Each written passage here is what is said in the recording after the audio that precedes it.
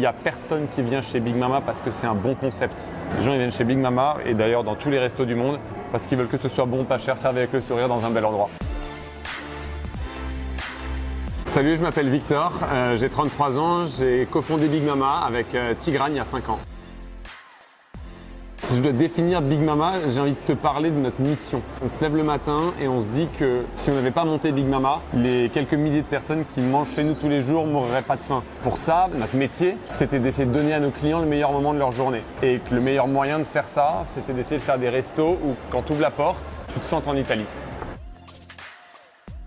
Alors la question de savoir ce que c'est notre petit plus, bien sûr, elle est hyper difficile parce que fondamentalement, on n'a pas trop rationalisé les restos qu'on faisait. On fait des restos qui nous parlent à nous tous, l'équipe. Je pense que si je devais garder un truc qui est ce à quoi on fait hyper gaffe, c'est l'équipe, c'est les gens. En fait, dans la restauration, penser que ça commence et ça s'arrête dans l'assiette, enfin, c'est tout l'inverse de ce qu'on fait. On pense que la restauration, c'est un moment, c'est une expérience.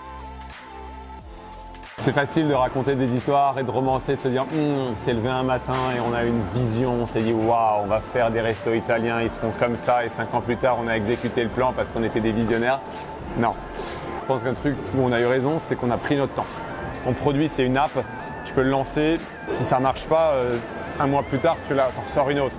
Ton resto, quand tu as passé 2 ans à le construire, à l'acheter, que ça t'a coûté 3 millions d'euros, que tu es endetté jusque-là, si ça marche pas, tu peux pas juste le changer le mois d'après. On avait vraiment très peur de se planter, donc on a beaucoup préparé le truc. Ici, c'est un resto qu'on a ouvert il y a 1 mois. Il y a des milliers de gens qui viennent tous les jours manger là. Le chef de ce resto, il a 24 ans, il s'appelle Alberto, et il a rejoint Big Mama il y a 3 ans comme commis de cuisine, c'est-à-dire qu'il coupait des carottes. Il est arrivé, il parlait pas français, il est arrivé d'Italie, et 3 ans plus tard, le mec, c'est le chef d'un resto qui fait des milliers de clients par jour. Il a une équipe de 80 personnes et il s'éclate quoi. Un jour, il y a un restaurateur qui nous a dit, un type qui est restaurateur depuis très longtemps, il nous a dit, vous savez, la restauration, ça se décrète pas, ça se constate. Et ça se constate avec le temps. T'es pas restaurateur, tu ne décrètes pas restaurateur. T'es restaurateur quand pendant des années, tous les midis et tous les soirs, t'as donné aux gens un bon moment. Il n'y a aucun actif là.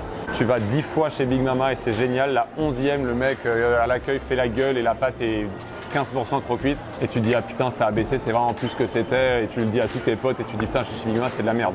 C'est un job, ça recommence tous les midis et tous les soirs.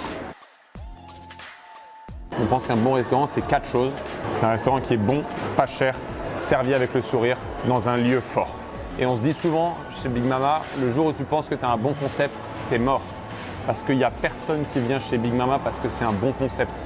Les gens ils viennent chez Big Mama et d'ailleurs dans tous les restos du monde parce qu'ils veulent que ce soit bon, pas cher, servi avec le sourire dans un bel endroit.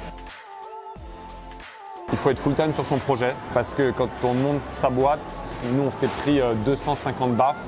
Si tu n'es pas full-time, à la première baffe, tu te dis bon en fait c'est compliqué et tu retournes dans ton activité.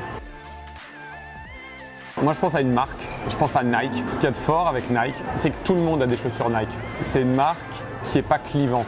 Arriver à faire quelque chose qui plaît à quelqu'un sans en exclure d'autres, c'est quelque chose de difficile. Mais quand tu y arrives, ça crée une magie qui est qu'à la même table communale, tu as plein de gens différents et ça crée une vibe de ouf.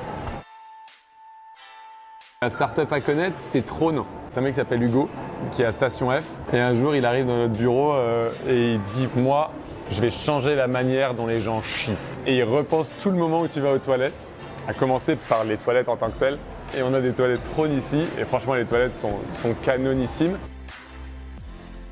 Je pense à Nicolas Rébou, qui a une boîte canonissime qui s'appelle Shine, et qui s'est dit ok, il y a des entrepreneurs partout, il y a des indépendants partout, il y en a de plus en plus, et il monte une boîte qui est une banque en ligne pour ces gens. Quand tu utilises son app, ça ment pas quoi. Tu sens que le patron de la boîte, son obsession, c'est l'humain. Et je trouve que c'est hyper inspirant.